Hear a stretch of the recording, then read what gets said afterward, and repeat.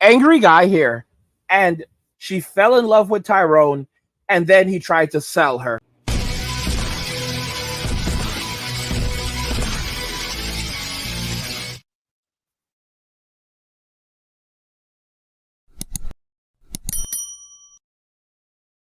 She fell in love with Tyrone, and then he tried to sell her. Let's just go ahead and jump right into the video. I was supposed to be on a trip to Atlanta, Georgia for a week with my friend, and basically she told me that that was the case. But she had two friends that booked the flight for her, very older males. And my grandma was very patient, and she only had physical issues, but her mental issues, it's like it was not as present as my mom's. So you miss your grandma? Yes, I'm telling you, I miss her. She probably would have been helping me. How does that make you feel? It's like, where's my mom? My mom, I used to have nightmares. I used to go in her room when I had my own room, and she used to be there for me. And now I'm in a nightmare, a real nightmare. Where are you? You're not here. There's people sitting next to me on the street. What's up, YouTube? Man, it looks like things are heating up for summer 23. So stay tapped in. Now back to the content. What's up, YouTube? Atlanta Street Interviews. Okay, out here with another one. No, I ain't gonna start over. You good, trust me. We're good, we're good. All right, so how you doing today, sweetie? I'm great, how are you? I'm good. Thank you for asking. It's a beautiful day out here. So are you homeless? As of right now, yes. Okay, and so how old are you? I'm 20. 20? And so how long have you been homeless? It's been about, I've had many instances where I was homeless, mainly because of like situational things, environmental things. I didn't like how I was being treated in the spaces that I was supposed to be loved. Also, as of right now, I was supposed to be loved by my friend. It was supposed to be a trip to Atlanta to take my mind off what I go through when I'm in Florida. And I was left stranded in the middle of Georgia, Sewanee, Georgia. And I had to find my way back here. I did, with the help of like... You got stranded in Sewanee? Yes. What happened? I was supposed to be on a trip to Atlanta, Georgia for a week with my friend. And basically she told me that that was the case. But she had two friends that booked the flight for her, very older males that like promised us that we would have a good time. They took us to a hotel, made us wait 2 hours until the check-in time instead of strolling around the Georgia to see, like, you know. And then we ended up in Red Roof Inn. They tried to make me like touching on me inappropriately, even though I did not give him the consent to.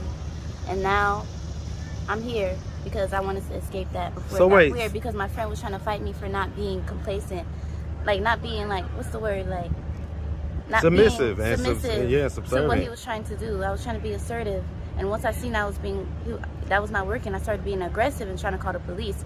Now I understand the stigma around police. There's a lot of police brutality. I grew up seeing it. But if I'm in danger, I'm gonna call the police because you guys are threatening me or making me feel unsafe. So I'm calling the police.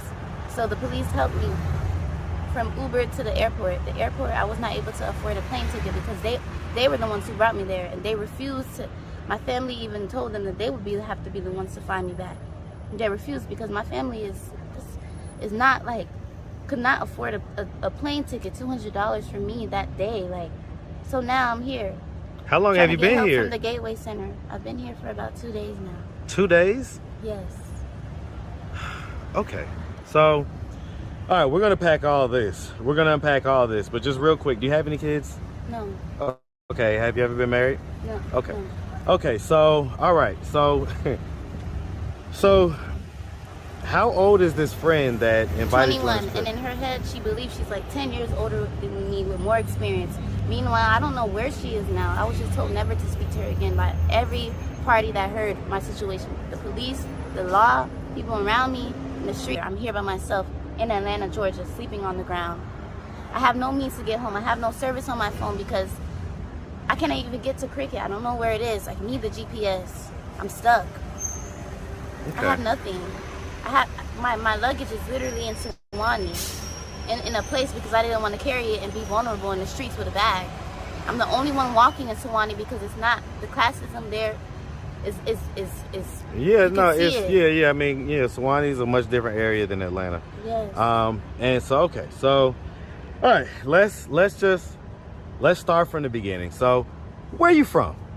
Fort Lauderdale, Florida. You from Fort Lauderdale? Yes. Hey man, shout out that Fort Lauderdale, Florida, Broward man. County. Yes, sir. Shout out that big Broward County all day long. And so, growing up in Florida, did you have both mom and dad in the household? I had my mother, yes, and I had my stepdaughter. Yeah, I knew him since I was 2. So in You my say head, that was my stepdad, dad, but yes. basically kind of like your dad, but Yes. your stepdad. Okay, as far as your biological dad, was he active and present in your life? He's in Haiti. He was left behind for reasons I'm starting to wonder why. But yes. So you never got I a never got to full meet explanation. him. It's been years since I've spoken to him. You've never Sometimes gotten my to mom- meet him? I've only talked to him for like minimal times in my childhood. There's been times where my mom reached out to him on WhatsApp to speak to me. She never made it an effort. So in my head, I thought it was something that doesn't matter. Yeah, I'm doing like therapy through And so, you know, how does that make you feel? that. I feel like there's no love around me, no real love. So now I'm in the streets, and you see people that are in situations where they didn't have no love, and you feel like that's where you get love. But I'm only here for 2 days, so I see how people get dragged into situations like these because they don't even have love in their homes, so they're gonna go out or ended up out. Well, by so I people mean, like this. let's talk about it, right? So okay, so all right, growing up, so you basically grew up in the house with your mom and your stepdad, and Yes. so do you have any siblings? Yes, I have a brother and a sister. And A so little where are child. you in the birth order? I'm a middle child. You're the middle child. Yes. Okay, and so you know, growing up, would you say that you had like a fairly normal childhood? No, not at all.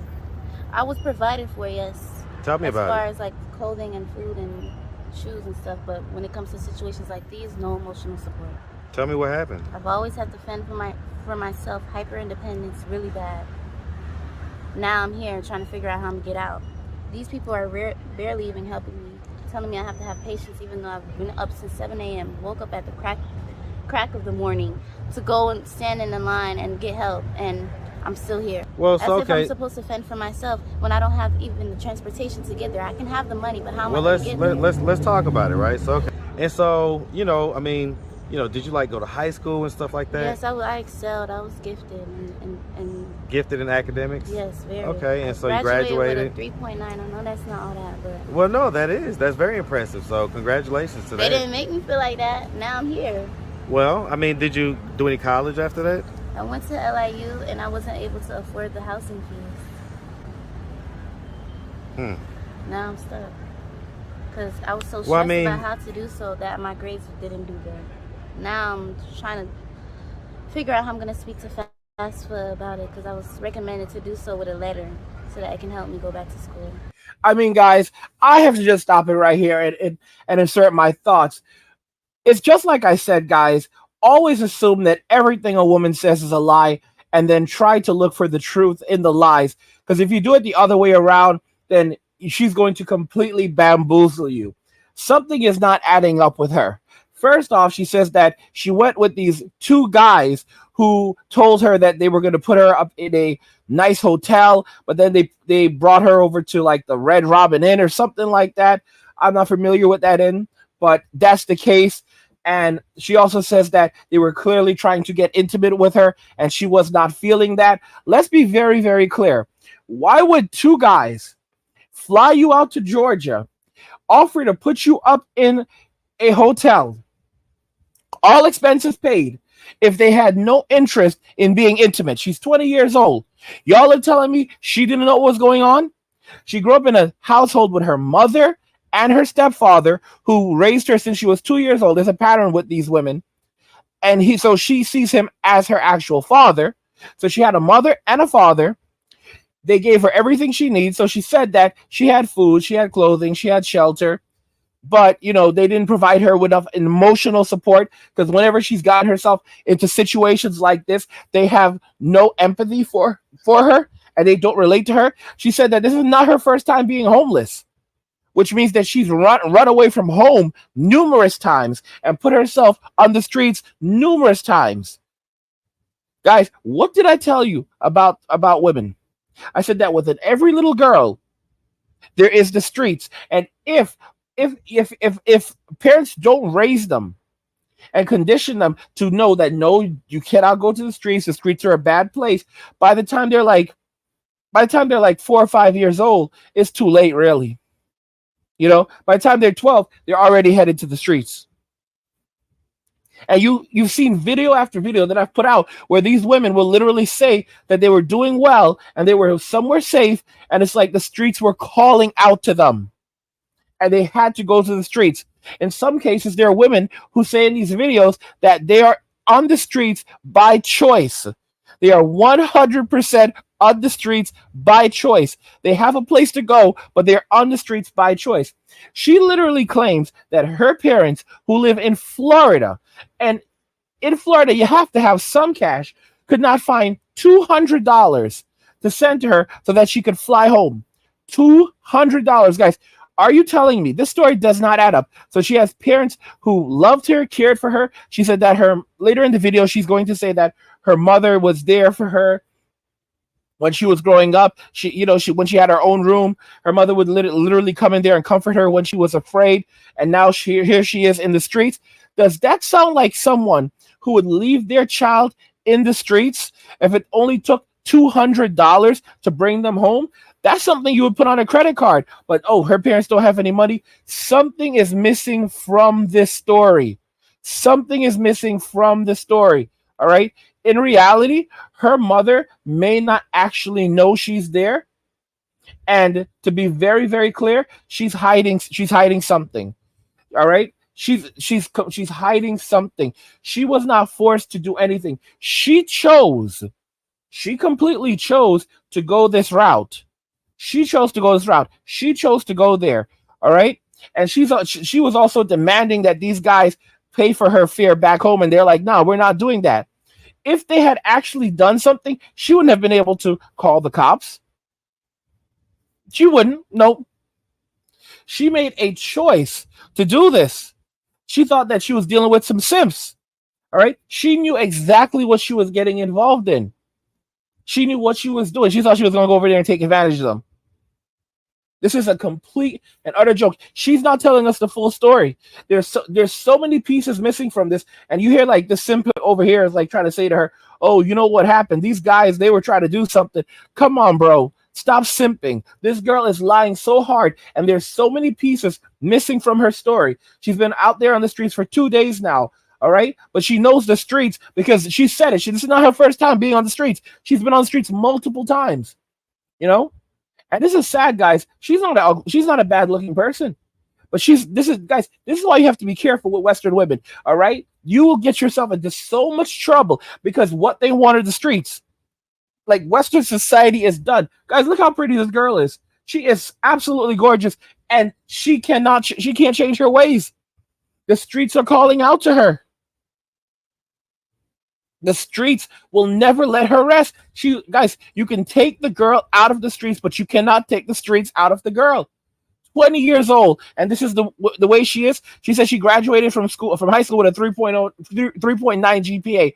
That used to be impressive, but considering that the standards have been lowered so much, and when it comes to Gen Z, and they're just being boosted from one grade to the next, given A's and B's when they can't even read or write, definitely can't even write cursive. Nah, that doesn't make any sense. That doesn't make any sense at all. And then to be honest, she could be lying also.